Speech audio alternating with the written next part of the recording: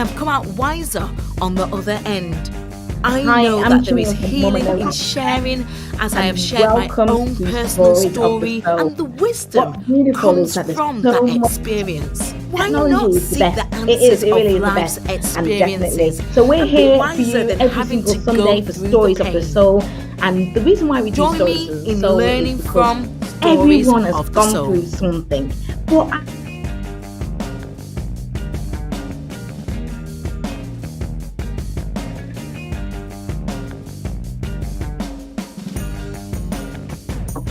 is that I have a wonderful guest. Look, tech. So I have a wonderful guest with me today who we're talking about transformation. And she actually has come from she was a model, editorial model, a TV personnel. So on the TV, in the magazines, absolutely amazing in that whole kind of world, and changed suddenly to be an embalmer or working in the UN in a whole crisis management team. And I just wanted to know about her story and her story of transformation. For me, that's from one end to the other: model, high fashion industry, parties, to the dead. So definitely this is a story about self-discovery, transformation, and what happens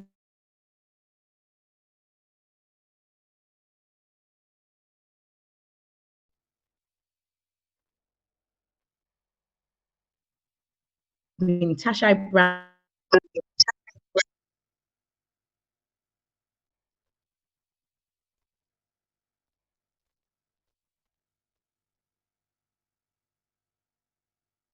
Me, really does.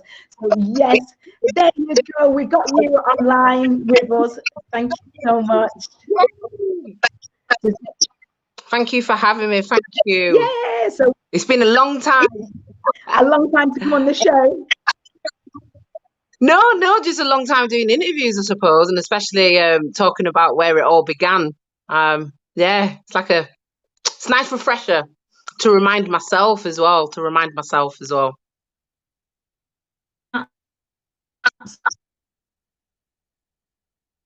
So the reception might be a bit wonky at the moment. Unfortunately, there's not much I can do about it because I'm actually working away from home. Okay, I'm hoping that you're back. Yes, she's back. Yes, here I am. Okay, I'm going to let Can you you hear me? talk. Yeah, tell me your story because it's all about Yeah, well, for me, I kind of fell into modelling. It was an opportunity that presented itself in my what? very, very early 20s. I started doing little bits as a young girl, did the odd fashion show. And at that time, I was working for an estate agent. And I remember there was a fashion designer that was renting out one of the penthouses. And I was just in the office and he'd come down and he was all in a panic. And he'd said that his main model had cancelled, she's not turning up, and his fashion show is going to be ruined. And I remember him looking at me thinking, oh God, you would be perfect, oh, you'd be perfect. And I was like, huh? Yeah, he was. I think he was Italian or something, and he was just basically saying that I would be perfect to model in his show. Would I consider doing it? I've And got to get ready and turn up. And the first thing I had said was, how much am I going to get paid? And so that was my first real experience as an adult into the world of modelling. And from that, he did a few more shows. And then I remember, I think it was my mum at the time said, you should do that reality TV program, Britain's Next Top Model. And it was something that I'd never really thought about or model. considered doing. Yeah, Yeah, and she was cutting out. We keep cutting out, so I keep catching some things you're saying, and some other things we don't catch. So go for it. It sounds good now. okay. Yeah, so I basically fell into modelling. That's what I was saying. I fell into it by a freak of nature, just by working in an office. At that time, I happened to have met a designer that needed a model that fit my description. My answer was yes, but how much am I going to get paid? I did one fashion show. From that fashion show, did another, and then I basically got almost invited But onto. we're actually Let me see if I can get a better reception. Can you hear me a bit better now? between model and embalmer. So hopefully you're in a good. Yeah, try. I don't know how this is working out. Is this all right? Can you hear me okay?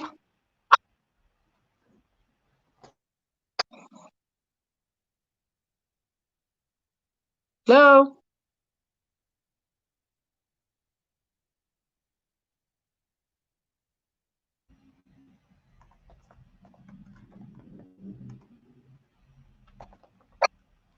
Yeah, Is keep that better? talking. Yeah, they Yeah, can so hear you. oh, good. All right. Okay, good. So, yeah, so I fell into it, and then one thing happened to another. And I'm very big into not being frightened of embracing opportunities and taking chances and just kind of going with the flow. And that's basically what happened. And I ended up being on a reality TV show.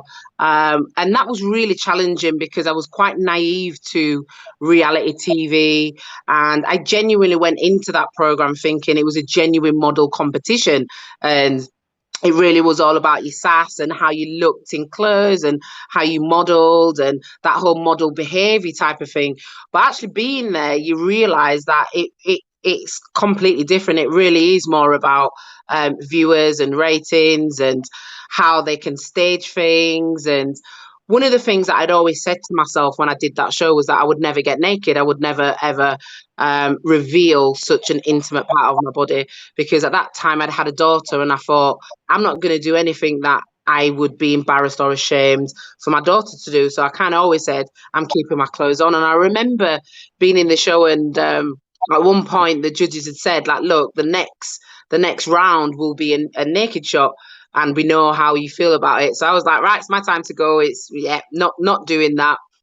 And I remember kind of leaving the show, and it was a wonderful experience. I learned a lot about myself.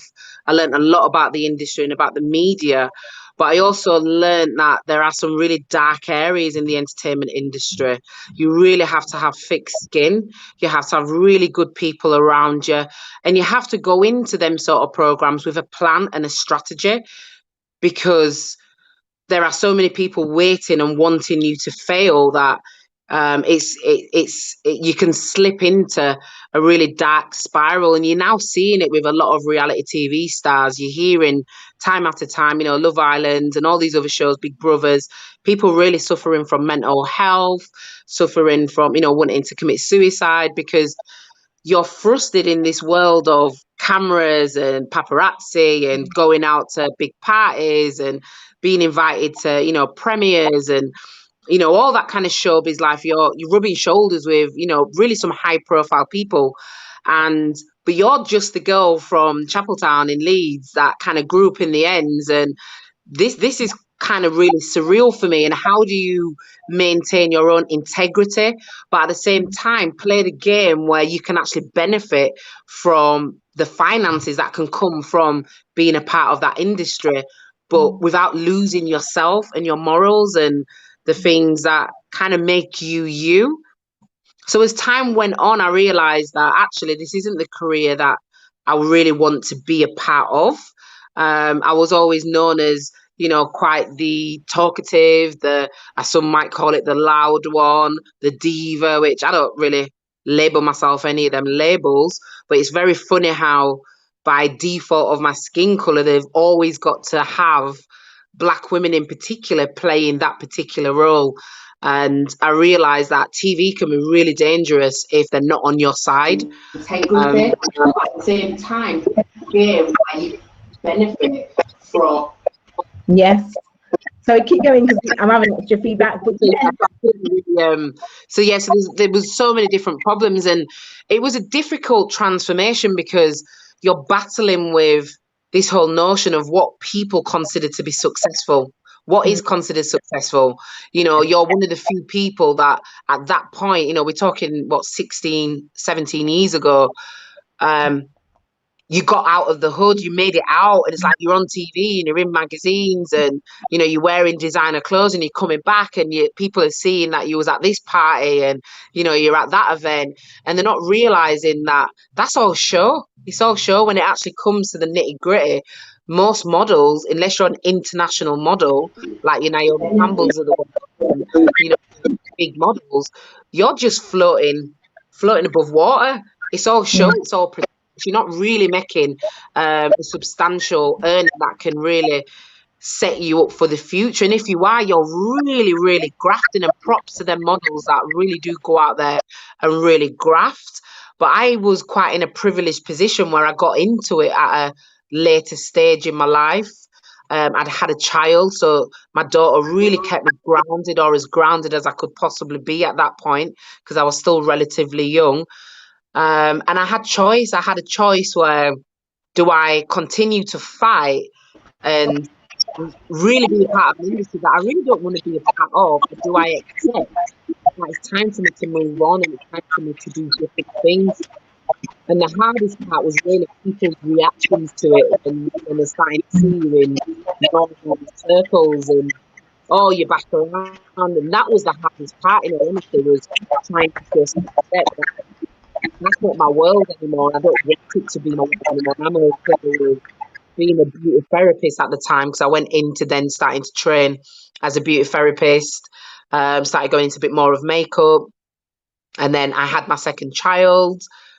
And then there comes a point in your life where you have to say to yourself, what am I doing? What am I doing with my life? Where do I want to be when I'm 50 years of age? You know, because it's certainly not modeling. My weight started in fluctuating, so I was going up and down with my weight. It was difficult to sustain a size 8. So then you start compromising your health. So you're doing ridiculous things like eating. I remember eating carrots at one point, dipped in Vaseline, just to kind of suppress my appetite. Yeah, don't do that. Don't do Wow. that. But there was these really bad habits that you picked up Yeah. to sustain that was unnatural for me and my natural body type, just to Yeah. conform to other ideals of people's beauty.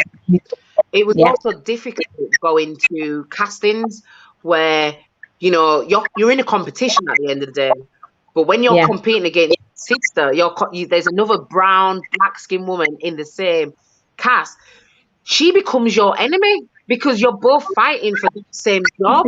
And it's emotionally and mentally exhausting, because you don't want to be that type of a woman, but you realize if they're going to give it to a brown skin or a black woman, they need to give it to me because I need the money. I need to live, you know? And that became really frustrating. So you realize that there was more about me, and I personally felt more about me in terms of my academics, my work experience, and just who I am as a person, that I didn't need to settle for an industry that wasn't quite ready for someone like myself. Yeah. And I wasn't willing to compromise on, you know, my agent bringing me, you know, I remember my agent at one point, she sent me a script and I didn't read it. And I remember reading it just before I got to the venue, and it was a naked nude scene. They wanted a woman bent over in a scene in a film, having a very intimate sexual encounter, and that was the script and the the role that she'd given me as a model. And she thought that was good. I thought, like, what are you? You're having a laugh? Would you send your daughter to do that? Would you honestly send your daughter to do that? And that's when I realized that this industry has no love for me. It was just more about, obviously, it's cutthroat, isn't it? It's just about, you know, what's going to make them their millions, and what's going to sell their brands, and what's going to make them look like they're a great company. And there's more about myself that I realized quite early on. So my modeling career kind of really did, you know, I would say it probably lasted about 5 years, if that. And it really did kind of come out. But it was the beginning of almost like my own rebirth. It was the beginning of the new me. It was like, I'm older now, I'm wiser, I had this new sense of confidence, but I was still quite humble because of the rejections that I had dealt with in the modeling industry, because of the so-called failures that I had felt. going up for castings and not getting it, and then you'd see the campaign and you saw the girl that did get it, and then you start comparing yourself to her and start internalizing everything and start thinking, well, I beautiful, how comes they didn't want me? And my body, I would say, is better. And the truth of the matter is they know what they're looking for, and a lot of the times it's nothing to do with your physical appearance. A lot of it is kind of what works for them. Yeah. But that's what I kind of now later on in life completely comfortable with accepting and just kind of Yeah. embracing that it's okay. But I Yeah. learned So a lot. what made you go from model?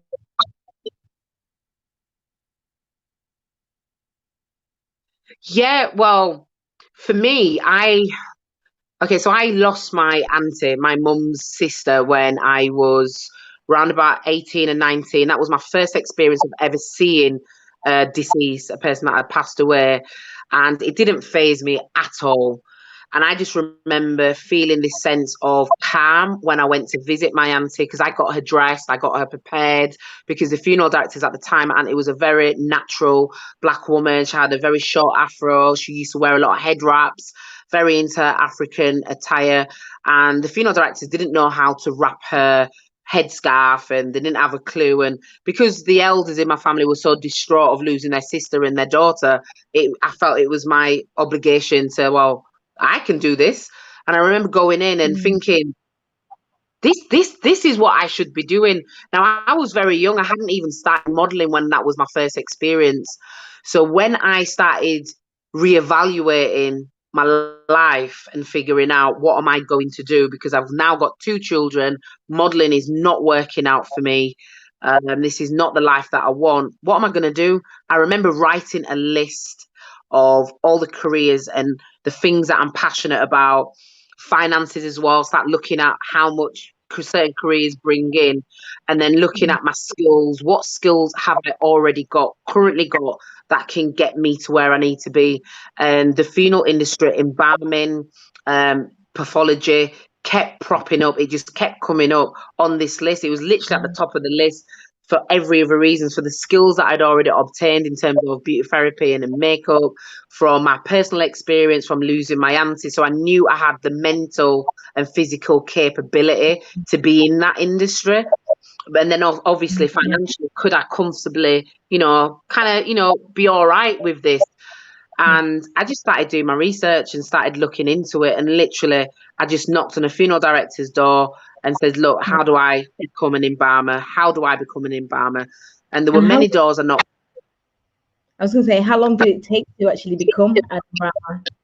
Yeah, so I got into the industry 11 years ago now, and I started as a funeral arranger. So I just started off in the office dealing with the funeral arrangements. It's like a wedding planner, so to speak. You're organising the entire funeral, processions and stuff. Then I went into doing funeral directing, which is being in front of the hearse, really conducting it and having more connection with the family. And then I went into my training as an embalmer, which took 3 years, around about 3 years. Yeah. And that's where you back of house and you're specifically dealing with the deceased. So it's all about the care and prep of the deceased. It's all about learning about the human anatomy, learning about pathology. So you have to know about the cells, chemicals, daily drugs that a person may be on medication, for example, environmental conditions. And you go through roughly around about a 3-year course where that's all you're doing. You're studying and working in the mortuary, dealing with many different cases, dealing with reparts, dealing with murders, dealing with suicides, dealing with children. Every case, anyone that dies, basically, you need to have a good understanding of how to present them well, how to preserve them well, and how to deal with sanitation, because families will then come in and touch and kiss, and there are transferable bacteria and viruses that do live on deceased. It's very small and it's a very low chance that you can catch anything. However, it's about making sure the environment is clean and safe, and the rest is pretty much history. It literally is. Yeah. It's What's beautiful is that you've been called by the UN to actually deal with some of the biggest crises in the world. How is that actually go into an actual crisis management space where you have to be involved. Yeah, it's very humbling, because what it showed me is about really sticking to something and mastering what it is that you're passionate about.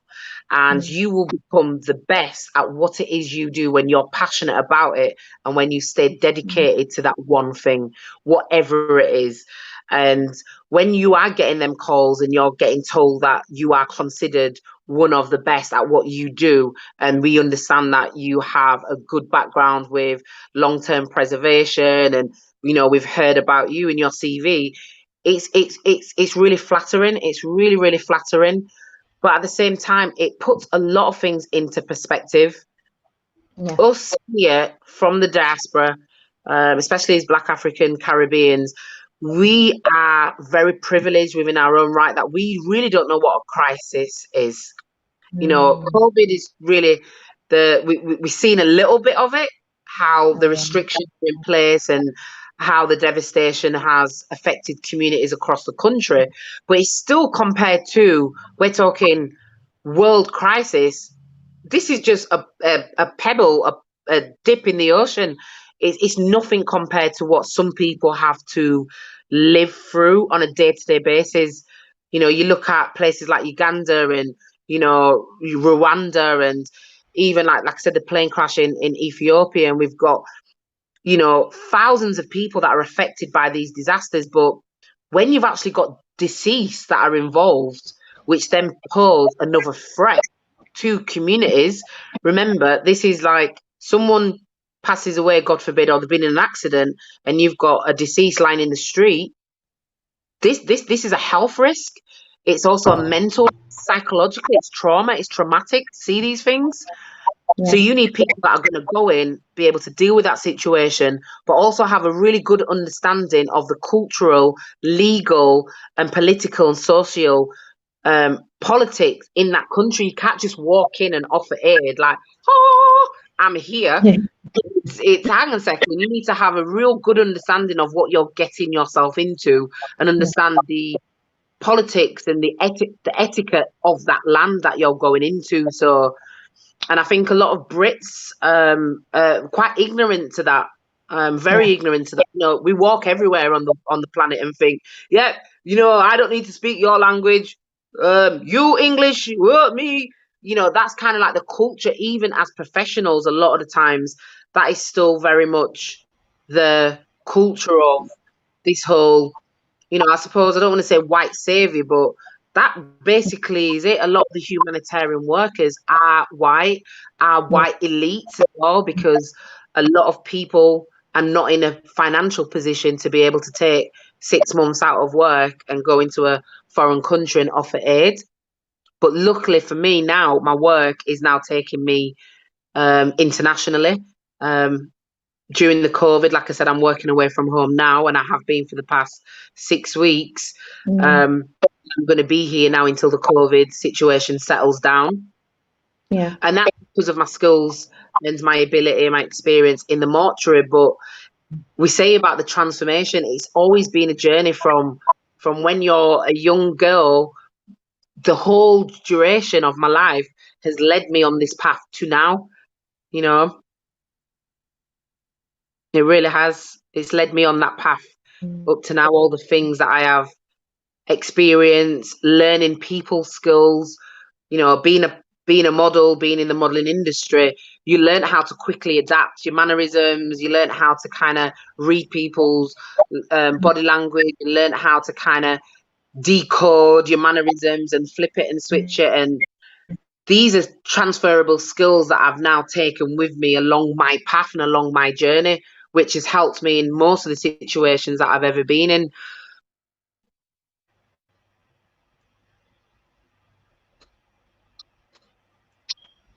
Yes. So, yeah.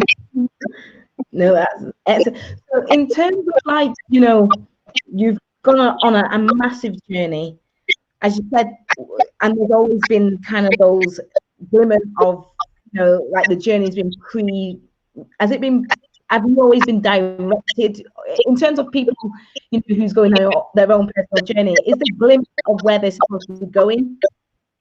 Do they? No, I don't agree. I think, I would consider myself a jack of all trades and a master of none. I've always done. I'm like, everyone that knows me knows she's always doing something. If she's not doing that, she's doing something else. I'm pretty much known as a hustler. Mate, I'll get my car out and start selling stuff if I have to. And I really have this mentality of there is nothing that I can't reach or that is beneath me. And if I got to do what I've got to do, I've got to do what I've got to do. It's that simple. When the COVID situation happened and I'm starting to look at my work, because obviously I'm self-employed and I'm looking at my work. And before I got the call to, travel, I'm just like, mate, if I got to go and start doing some delivery driving, I'm doing some delivery driving, because life is about not being frightened of doing what you need to do to get to where you're going to get to eventually. It's that simple. And I think a lot of the things, or a lot of the times, it's our fear of what other people think and how things look and how things are perceived, what stops us from going out there and doing the things that are just sometimes the first steps to get you to that big gate right at the end with the big house and all, whatever your aspirations are. It's all these little steps that eventually get you to where you need to be or where you want to be. So I think everything is always done by design. I think you can always or should get into every situation from a Yeah, perspective of it's not a failure. I'm going to learn. It's a learning opportunity. So yeah, you can learn something from the fruit and veg man. You can learn something from the cleaner. You can learn yeah, something from the CEO of, the biggest corporate empire that there is in the world. There is yeah, every single thing that is considered a challenge or, you know, an activity or however you describe it, is literally yeah, an opportunity to learn and to develop and to grow. My only one thing that I would say to anyone is always have a plan. And the earlier you have a plan, is the better you'll probably get on your journey, probably a bit quicker when you know exactly what it is that you want to do. yeah, But your plan, you might have this straight path and you're thinking, that's my plan. And actually, you've got to do a zigzag along the same sort of path, but you're still going to get there at the end, And I think also understand that it isn't a race.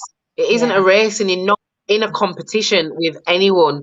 I mean, I still see girls that I used to model with and done shows with, and some have gone on to have some amazing careers. And there's been times yeah. I've looked and I thought, fucking hell, that's sorry, my language. Mm, I thought yeah, that should have been me. I was like, that should yeah, have been yeah, me. But at the same time, that was not real. That was not my destiny. I don't feel it was my destiny. I don't feel that was ever really my plan. Because if it was, I would have sticked mm, at it, and I wouldn't have been so selective, and I wouldn't have been so, um, I suppose, wishy-washy about a lot of the things that I had done in terms of jobs that I'd accepted, jobs that I'd turned down. But mm, now I absolutely love what I do, and I know a lot of people probably think it's weird. And she works with dead people, and I'm in a mortuary sometimes with easily, like, especially of now, hundreds of deceased, and I find it wow, a really calming place. Um, it's I feel like this is the work that I should be doing. And the elements that I loved about modeling, which was the traveling, I'm actually getting that now. I'm getting that now. I get a phone call and literally 2 days later, I'm on a plane somewhere, or, I'm driving down the M1 and I'm having to stay in a different city for a few weeks to sort out, yeah, whatever monetary problems or whatever issues. So there's elements of the things that I was attracted to in the modeling industry. But guess yeah. what? Now I get to eat. You get Now I get what? I said, now I get to eat.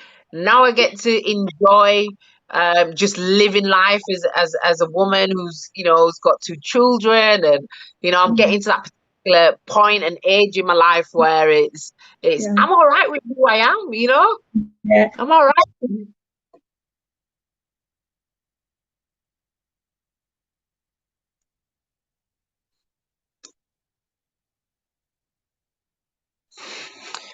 hear me?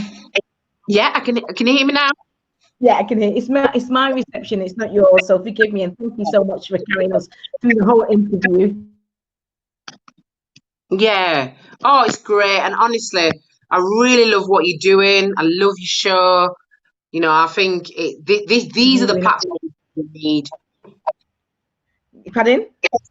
These are the platforms what we need, especially for, I suppose, real women. I think I watch a lot of podcasts and I watch a lot of, YouTubers, and there's still like a very fake reality to it, which, it's beautiful. Sometimes we need that level of escapism, but sometimes we just need that real conversation of like like what we're having now, and hearing the interesting stories from people and hearing Yeah. people's perspective on a lot of things with good music and a bit of But laughter, a bit of your in terms of your business, your industry,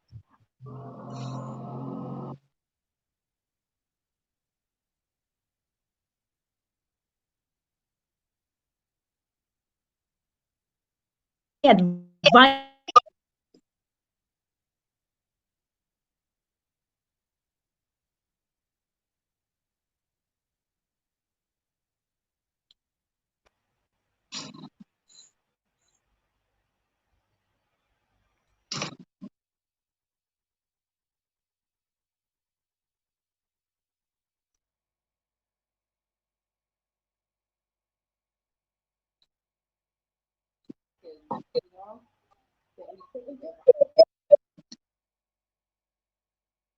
no, can't hear you.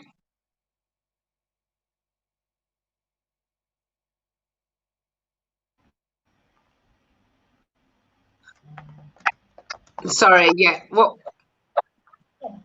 Sorry, my reception is really bad. So thank you It's for not carrying bad. the whole interview. I was just saying that any tricks of the trade, that you can let us know.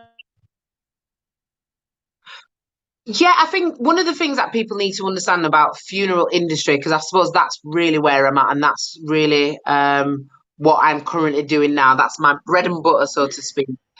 Is people need to understand, first of all, funeral directors work for you. You don't work for funeral directors. You pay them a lot of money to look after your loved ones and to give them the final farewell that you want for them.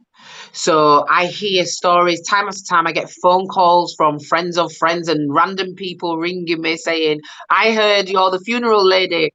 I need some advice. I've gone to these funeral directors and this is what they're saying to me. And I tell them over and over again, look, you are in control of this because your money is your power. And if that funeral director does not want to do within reason, because obviously there's legal, things that apply, and there's all these other areas that we need to, look at.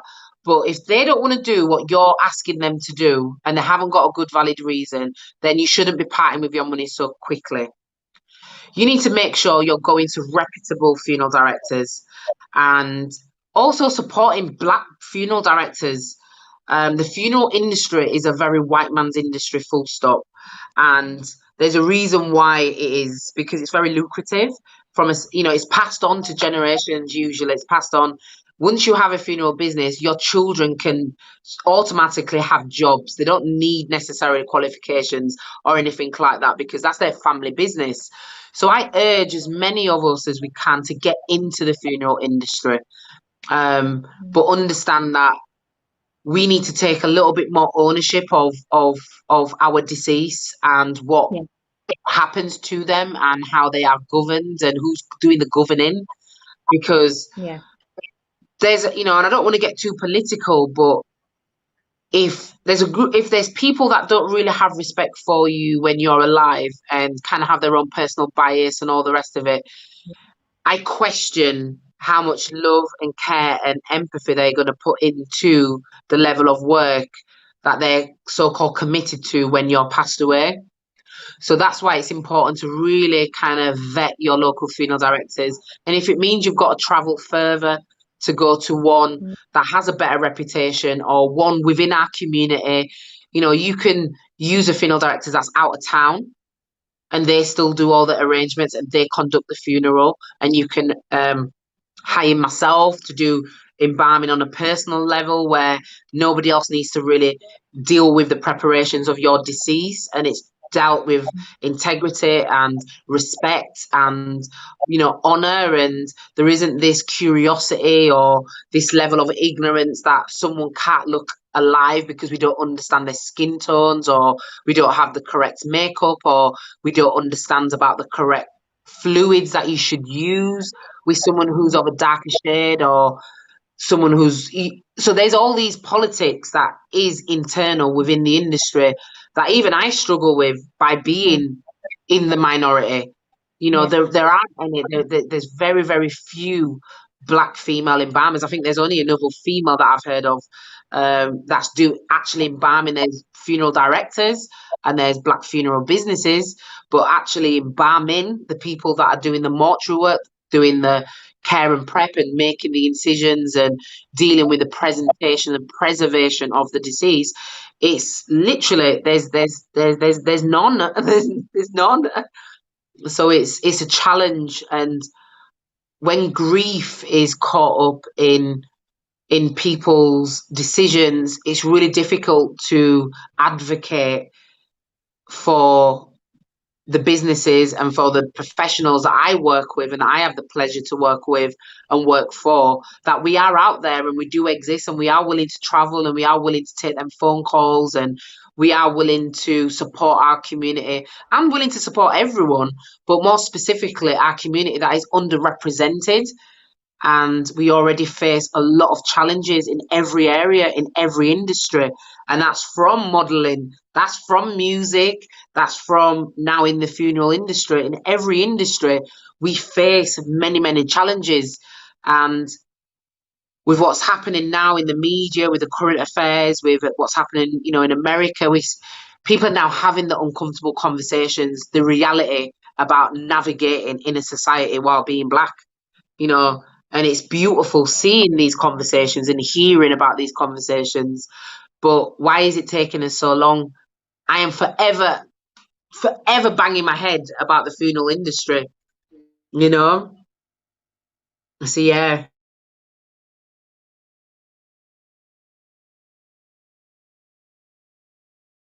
I'm here as well, and I think we've lost. My reception's been really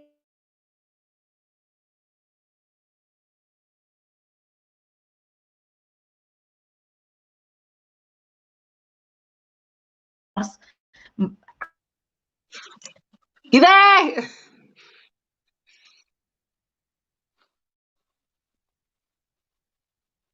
it'd be really nice to be able to, it'd be really nice to be able to just pick up the phone and talk to you if anything like this happen.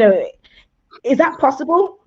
Absolutely. I think a lot of times people don't realize that just having a conversation, especially when it first happens, can really Yes. relieve a lot of the pressure from when, God forbid, when that time happens and it's the first point of call. I might not be able to, I can't make miracles happen, but just being able to offer that advice to say, look, this is what's going to happen now. The police will come or the coroners might be involved. This is the natural process. Ask the funeral directors this, make sure this is happening, make sure you've got this written down. Go to the funeral directors with your pen and paper to write down things because you're so emotional, you may forget. Understand the cost that's involved with funerals. Yeah. Make sure you're aware of any insurance policies or any, insurances basically, or whatever savings or funds. Figure out Yes. who's going to take lead. There's all these things that most people are unaware of when it first happens. So I know that having that conversation sometimes can relieve that pressure. And it is something that we need to be having more of the conversation of because it happens. It's a reality of life. And COVID has now proved it. No one's exempt from any kind of crisis or any kind of pandemic. And Yeah. unfortunately, sometimes there's many, many fatalities because of it. And the better informed you are of that, is the better prepared you Yeah. are to deal with it. And that is Yeah. the harsh reality of death, so to speak. Yeah. Thank you so much for taking us on your journey of wisdom, and even just being able to know that, I can contact you, God forbid, anything, and have that support. I'm going to drop your link inside the description Yes. if anyone ever wants to get in contact. And thanks for just being there to be able to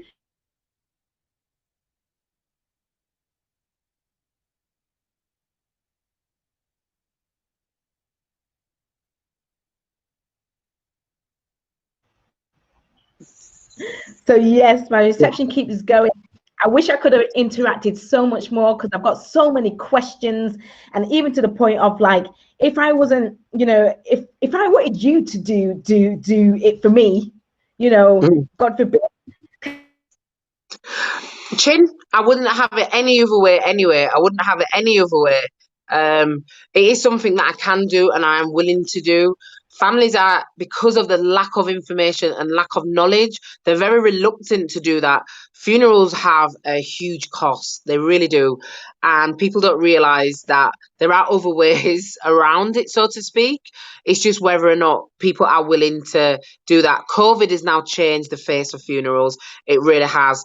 But yeah, people are more than welcome to email, to ring, and we can always have that conversation. And like I said, more importantly, I have great people that I work with. So even if there's something that I can't do, I have a great team of funeral professionals that we all sing from the same hymn book.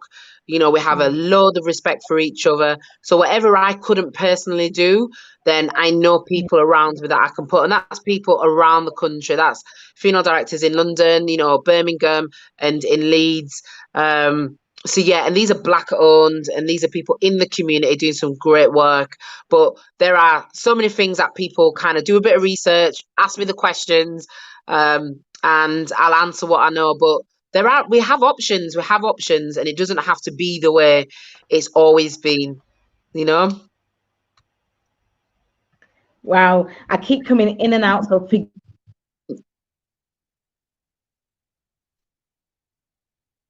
it's fine.